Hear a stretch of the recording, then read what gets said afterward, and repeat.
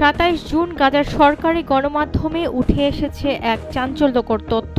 গাজায় বিতরণ করা মার্কিন ইসরায়েলি ত্রাণের আটার ব্যাগে পাওয়া যায় অক্সিকোডন নামের একটি মারাত্মক মাদক বড়ি। এতে সারা বিশ্বে তৈরি হয়েছে ব্যাপক তোলপাড়। অক্সিকোডন একটি শক্তিশালী মাদক। মূলত ক্যান্সার রোগীদের দীর্ঘমেয়াদী ও তীব্র ব্যথা উপশমে এটি ব্যবহার করা হয়। অক্সিকোডনের অতিরিক্ত সেবন তৈরি করে এর প্রতি তীব্র নেশা বা আসক্তি। এর মূল উৎস আফিম গাছ। সাধারণত যেসব রোগীদের ব্যথা উপশমে অন্য কোনো ঔষধ কাজ করে না, তাদের দেয়া হয় এই ঔষধ। অধিক মাত্রায় অক্সিকোডনের সেবনে হতে পারে মৃত্যু। এটি তরুণ সমাজ ও সামাজিক চেতনা ধ্বংসের নতুন ফন্দি বলে মনে করছেন ফিলিস্তিনি প্রশাসক। এছাড়াও 15টি মানবাধিকার সংস্থা অভিযোগ করে গাজা হিউম্যানিটারিয়ান ফাউন্ডেশন আন্তর্জাতিক মানবিক নীতিমালা লঙ্ঘন করছে এবং যুদ্ধাপরাধে সহায়তা করছে।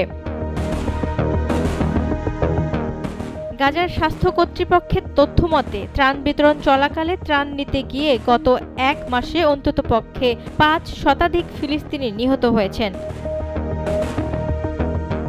তবে কি গাজায় ত্রাণের আড়ালে চলছে নীরব ধ্বংসযজ্ঞ, নাকি লুকিয়ে আছে অন্য কোনো ষড়যন্ত্র?